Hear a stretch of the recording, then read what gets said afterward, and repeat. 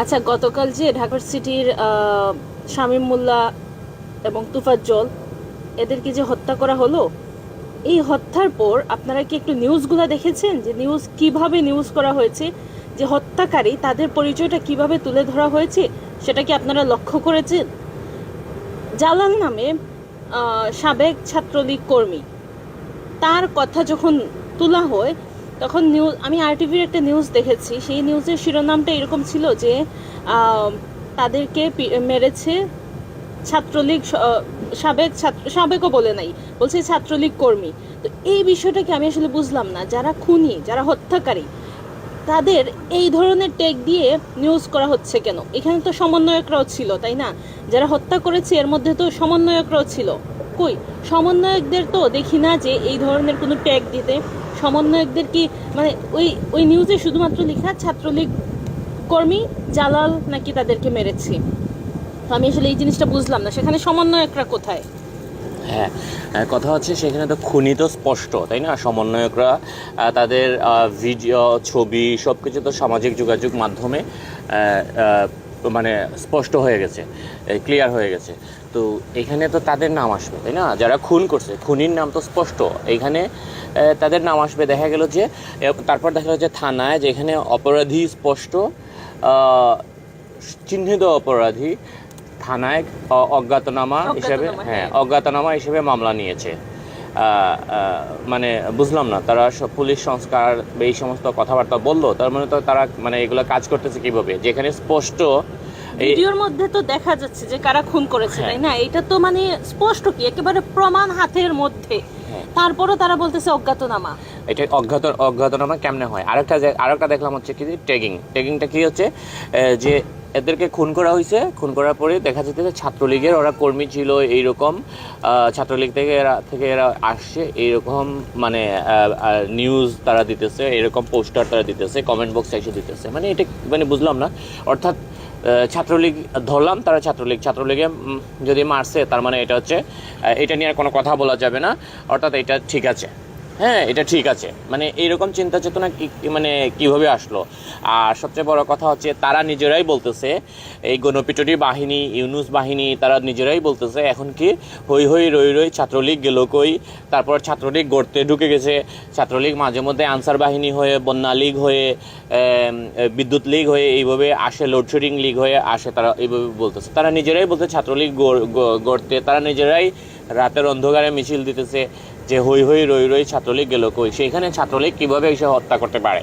এমনকি শামীম মোল্লাকে যখন মারছিল তখন কিন্তু এইরকম ছাত্রলীগ গেল কই এইটা বলেই কিন্তু মারছিল, তাই না? তো আমার পোস্টে এসে দেখলাম যে একজন এইভাবে, আমি যখন পোস্ট করছি সাথে সাথে আমাকে কি করছে, যে ও নাকি ছাত্রলীগের কর্মী ছিল, এরকম একটা ছবি দিছে, তাদের লেখক ভট্টাচার্যের সাথে একটা ছবি দিছে আমাকে দিয়ে, বলতেছে এই দেখেন ছাত্রলীগ ছিল। আমি সাথে সাথে ওই পাটপার বাঁধনের একটা ছবি দিলাম, যে হচ্ছে ওবায়দুল কাদের, আরাফাত রহমান বারো কারকার সাথে ফুল দিয়ে তাদেরকে শুভেচ্ছা জানাচ্ছে পাটপার বাঁধন, এই অভিনেত্রী বাঁধন।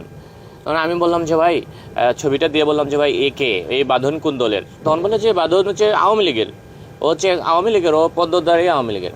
সাথে সাথে আমি তার পরের রিপ্লাইটাতে আমি তাকে দিলাম রুমিন ফারহানার সাথে বাঁধন পাটপারের ছবি। আমি বললাম যে ভাই এটা বলেন তো বাঁধন কোন দলের? এখন বলে ভাই, আমাকে তখন বলে ভাই একজন অভিনেতার সাথে বা একজন সেলিব্রিটির সাথে ছবি তুললেই তো আর সে ওই দলের হয়ে যায় না। দেখেন, ওবায়দুল কাদেরের সাথে যখন ছবি দিলাম তখন বাঁধন আওয়ামী লীগের, ব্যারিস্টার রুমিন ফারহানা, বিএনপির রুমিন ফারহানার সাথে ছবিটা যখন দিলাম তখন বললো যে ভাই সেলিব্রিটির সাথে ছবি তুললেই তো আর সে ওই দলের হয়ে যায় না। অথচ সে কিন্তু আমাকে লেখক ভট্টাচার্যের সাথে একটা ছবি দিয়ে বলতেছে ও আওয়ামী লীগের। যে যুক্তিতে লেখক ভট্টাচার্যের সাথে সেলিব্রিটির সাথে ছবি দিলে সে হয় আওয়ামী লীগের, ওবায়দুল কাদের সেলিব্রিটির সাথে ছবি দিলে যে হয় আওয়ামী লীগের, একই যুক্তিতে বিএনপির রুমিন ফারহানা বা গণ অধিকারের বিকাশ নুরার সাথে ছবি দিলে সে কিন্তু ভাই সেলিব্রিটির সাথে ছবি তুলতেই পারে। হ্যাঁ, তুলতেই পারে। সেলিব্রিটির সাথে ছবি তুললেই কি সে ওই দলের হয়ে যায়? মানে চিন্তা করেন, এমন একটা যুক্তি দিল যে যুক্তিটা একটু পরেই তার পেছন দিয়ে ঢুকে গেল। আর যখন তার পেছন দিয়ে যুক্তিটা ঢুকে গেল তখন বলে যে না, সেলিব্রিটির সাথে ছবি দিলেই ইয়ে হয়ে যায় না। আর যেখানে তারা নিজেরা বলতেছে ছাত্রলীগ গড়তে ঢুকে গেছে, ছাত্রলীগকে তারা খুঁজে পাওয়া যাচ্ছে না। আর যেখানে ছাত্রলীগ নাম শুনলেই, মানে ছাত্রলীগ নাম শুনলে তারা ভয়ে আতঙ্কে মানে কাঁপতে শুরু করে, তারা মারতে শুরু করে, ভয়ে তাদেরকে মারতে শুরু করে, যেখানে তারা ঘর থেকে বের হইতে পারতেছে না। একজন আইনজীবী, সে তো একজন নিরাপদ ব্যক্তি, তাই না? একজন আইনজীবী পর্যন্ত দাঁড়াতে পারতেছে না তাদের কারণে, সেইখানে নাকি ছাত্রলীগ এসে মারতেছে, আর ছাত্রলীগকে এভাবে নির্মমভাবে মারতেছে। এটা যুক্তি? আরেকটা কথা একটু বলে ফেলি, যে তারা যেভাবে এই জালালকে ছাত্রলীগ কর্মী বলে ট্যাগ দিচ্ছে, কি যুক্তিতে? কিন্তু সারজিদ, হাসনাত এদেরকে কি ট্যাগ দিবে? এরাও তো অ্যাক্টিভ ছাত্রলীগ ছিল, তাই না? এদের যে পরিমাণ বক্তব্য আমি শুনেছি ছাত্রলীগের পক্ষে, এর থেকে ভালো মনে হয় আর কেউ বক্তব্য কখনো দেয়নি। তো এদেরকে কি বলবেন? তাহলে এরাও ছাত্রলীগ। আর এই মুহূর্তে এসে ছাত্রলীগ, কেউ যদি ছাত্রলীগ থেকেও থাকে, সে কিন্তু ভুলেও স্বীকার করবে না সে ছাত্রলীগ। সেই ক্ষেত্রে জালাল সমন্বয়কদের সাথে মিলেমিশে মারতেছে। তার মানে এই জালালরা আসলে সারজিদ, হাসনাতের মতো জালালও একটা সেজেছিল, যে ছাত্রলীগ সেজেছিল।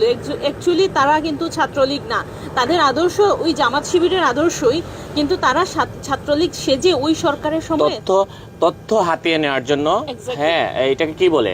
ওই যে রাজাকাররা। এক্স্যাক্টলি, এইটা হচ্ছে সবচেয়ে ভালো টার্ম হয়। এই রাজাকাররা কি করছিল? 71 সালে রাজাকাররা কি করছিল? কোন বাড়িতে মুক্তিযোদ্ধা আছে, কোন বাড়িতে মেয়ে আছে, হ্যাঁ, কোন বাড়িতে সুন্দর সুন্দর যুবতী আছে, হ্যাঁ, এই সমস্ত খবর কিন্তু কাদের কাছে গিয়ে পৌঁছাইতো? এই ইয়ের কাছে, এই পাকিস্তানিদের কাছে, আর্মিদের কাছে এগুলো পৌঁছাইতো। কারা পৌঁছাইতো? এই রাজাকাররা। হ্যাঁ, এই রাজাকাররা কিন্তু পৌঁছাইতো, গুপ্তচর। হ্যাঁ, এই গুপ্তচররা পৌঁছাইতো। এই যে হাসনাত, কি সার্ভিস আলম না কি এটার নাম আর কি, সার্জিস এমন একটা নাম রাখছে, এরপরে হচ্ছে হাসনাত। এরা হচ্ছে, তার মানে হচ্ছে কি, এরা হচ্ছে ওই রাজাকার, তাই না? তারা এইগুলো হচ্ছে কি নিয়ে আসতো। হ্যাঁ, এবং আমার কাছে সেই প্রমাণও আছে তারা যে কিভাবে তথ্যগুলা পাচার করতো, ছাত্রলীগ কি ডিসিশন নিচ্ছে, কেমনে কি ডিসিশন নিচ্ছে, সেগুলো ইয়ে করতেছে। কিন্তু কথা হচ্ছে ছাত্রলীগ হোক যে হোক, একটা মানুষকে হত্যা করার পর ছাত্রলীগ বলাটা, এই কারণটা কি? আরেকটা দেখলাম বলতেছে তারা অত্যন্ত সুকৌশলে একটা অপরাধ দিয়ে আরেকটা অপরাধকে জাস্টিফাই করার একটা নোংরা কৌশল আমরা এদের মধ্যে দেখেছি। কি আবরার পানি পায় নাই, ও তো ভাত পাইছে। মানে চিন্তা করেন, ওরা কিন্তু সুকৌশলে আবরারকে নিয়ে দেখাইতেছে। সারজিদও কিন্তু একটা বক্তব্য তার খুব ভাইরাল হচ্ছে, সে বলতেছে এই ছেলেটার মৃত্যু দেখে, তুফাজ্জলের কথা বলতেছে, যে এই ছেলেটার মৃত্যু দেখে আমার কিন্তু বারবার আবরারের কথা মনে পড়ছে। চিন্তা করছেন, এরা নাকি মেধাবী ছাত্র, এরা নাকি ঢাকা ভার্সিটির মেধাবী নাকি ছাত্র। মানে আমি ঢাকা ভার্সিটিতে পড়ি নাই, আমি আমার মানে সামান্য যুক্তিবোধ খাটাইয়া আমি বলতে পারতেছি যে হচ্ছে আবরারকে ধরলাম মারছে, আবরার দিয়ে এই ঘটনাকে আমি জাস্টিফাই করি। মানে আবরারকে মারছে, সুতরাং তোমাকে মারতে পারে। মানে এইটা কোনো তো শিক্ষিত, ন্যূনতম শিক্ষিত যুক্তিবোধ যাদের আছে, তারা কখনো এরকম বলতে পারে না। যাদের ন্যূনতম যুক্তিবোধ, তারা বুঝতেই পারে যে ভাই একটা অপরাধ দিয়ে একটা অপরাধকে জাস্টিফাই করা হচ্ছে আরেকটা অপরাধ, একটা খারাপ কাজকে আরেকটা খারাপ কাজ দিয়ে বিচার করা হচ্ছে আরেকটা খারাপ কাজ, একটা অন্যায়কে আরেকটা অন্যায় দিয়ে জাস্টিফাই করা হচ্ছে আরেকটা অন্যায় কাজ, তাই না? আবরারকে হত্যা করা হয়েছে, অবশ্যই সেটা নিন্দনীয়। হ্যাঁ, আবরার যদি অপরাধী হয়েও থাকে, তবুও এই মবের মাধ্যমে বা কেউ হত্যা করা, কয়েকজন মিলে হত্যা করা নিন্দনীয়। আবরার যদি অপরাধী নাও হয়ে থাকে, তবুও তাকে হত্যা করা হচ্ছে, বা তার গায়ে হাত তোলা, তাকে লাঞ্ছিত করা, সেটা হচ্ছে অপরাধ। আমরা সেটা সবগুলার কিন্তু বিরুদ্ধে। কিন্তু আবরারের কিন্তু বিচার হয়েছে, এবং সেই বিচার আমি এখন দাবি করব আবরারের বিচারটা যাতে মানে করা হয়, পুনর্বিবেচনা করা হয়। কারণ এখানে 25 জন মানুষকে মানে সর্বোচ্চ শাস্তি দেওয়া হয়েছে না, এটা কখনো হইতে পারে না, তাই না? এই যে কালকে যে পোলাটাকে মারছে, এই তোফাজ্জল বা শামীম, এদেরকে যে মারলো, এইখানেও কিন্তু সকলের অপরাধ কিন্তু সমান না। হ্যাঁ, সকলের অপরাধ কিন্তু সমান না। যারা থেকে মারছে, হ্যাঁ, তাদের এক ধরনের ভূমিকা, যারা তাকে নিয়ে আসছে, এই রুমে নিয়ে আসছে, তাদের এক ধরনের ভূমিকা, একজনের এক ধরনের ভূমিকা। এখন এটার জন্য যে সবাইকে যদি মৃত্যুদণ্ড দিয়ে দেওয়া হয়, এটা তো খুবই অন্যায় হয়ে যাবে, তাই না? তারপর লাস্ট আরেকটা কথা বলে ফেলি, হচ্ছে পাহাড়ে গণহত্যা চলতেছে, পাহাড়ে ইন্টারনেট বন্ধ করে, হ্যাঁ, পাহাড়ে গণহত্যা চলতেছে, পাহাড়ে কান্নার মানে আর্তচিৎকারে পরিবেশ ভারী হয়ে যাচ্ছে বাংলাদেশের মধ্যে। হচ্ছে যেটা হচ্ছে কি বৈচিত্র্যপূর্ণ বাংলাদেশ হচ্ছে, ধর্ম, বর্ণ, লিঙ্গ নির্বিশেষে, হ্যাঁ, আমরা সকলে মানুষ হিসেবে, আমরা বাঙালি অবাঙালি মিলে মানুষ হিসেবে আমরা সবচেয়ে বাস করার, এই কারণে আমাদের ইয়েটা হচ্ছে একটা বৈচিত্র্যময় একটা ছিল, আমাদের একটা ঐতিহ্য ছিল, ইতিহাস ছিল। সেই পাহাড়কে অশান্ত করার আর মানে চেষ্টা করা হচ্ছে এবং ভয়ঙ্করভাবে করা হচ্ছে। পাহাড়ে গণহত্যা চালানো হয়েছে। আমি এখন পর্যন্ত শুনছি 32 জনকে তারা মারছে।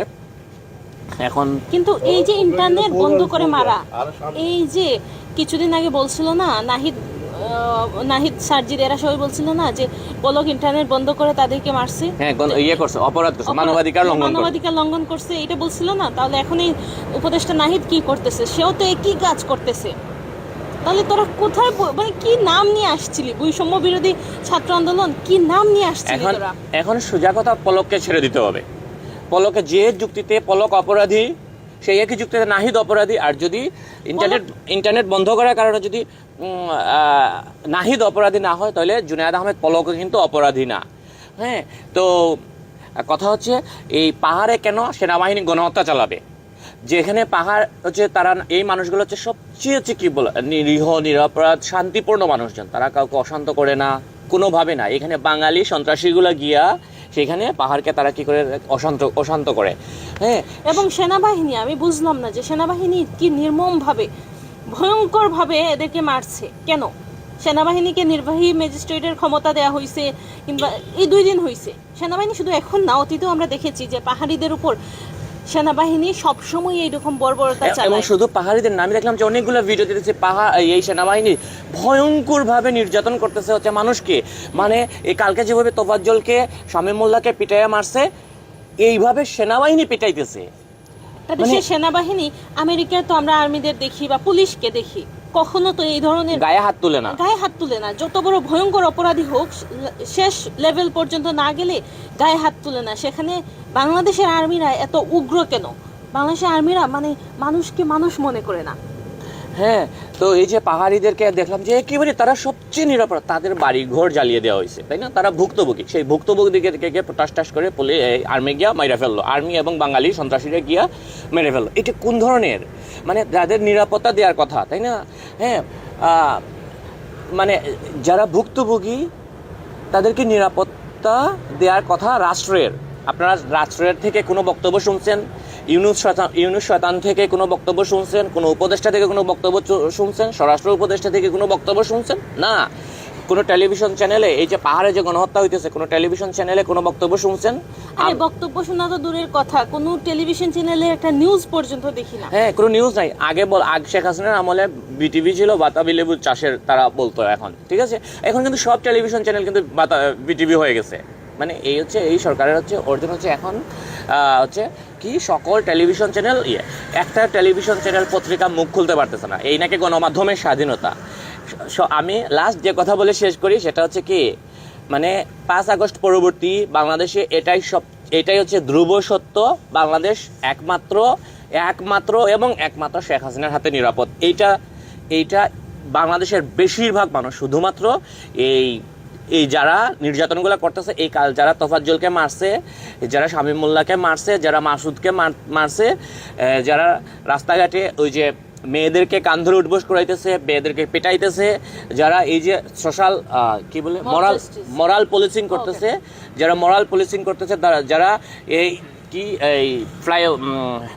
এই জাতির পিতা ইব্রাহিম বসাই দিয়েছিল, কোন ইয়ের নাম জানি, যারা এই কাজগুলো করতেছে। হ্যাঁ, বঙ্গবন্ধু টানেলের, তারপরে ওই যে দেওয়ালগুলা যে আরবি ক্যালিগ্রাফি দিয়ে করতেছে, এই শয়তানগুলা বাদ দিয়া বাংলাদেশের বেশিরভাগ মানুষ এটা তারা শুধু বলা না, তারা এখন চাইতেছে যাতে আগের স্থিতিশীল যে গভর্নমেন্ট ছিল, শেখ হাসিনা গভর্নমেন্ট যদি ঘুষ দুর্নীতি করে থাকে, তবুও তাদের কাছে এইটাই হচ্ছে মন্দের ভালো, এটাই হচ্ছে তাদের কাছে এখন বেস্ট সলিউশন, এটাই হচ্ছে তাদের কাছে।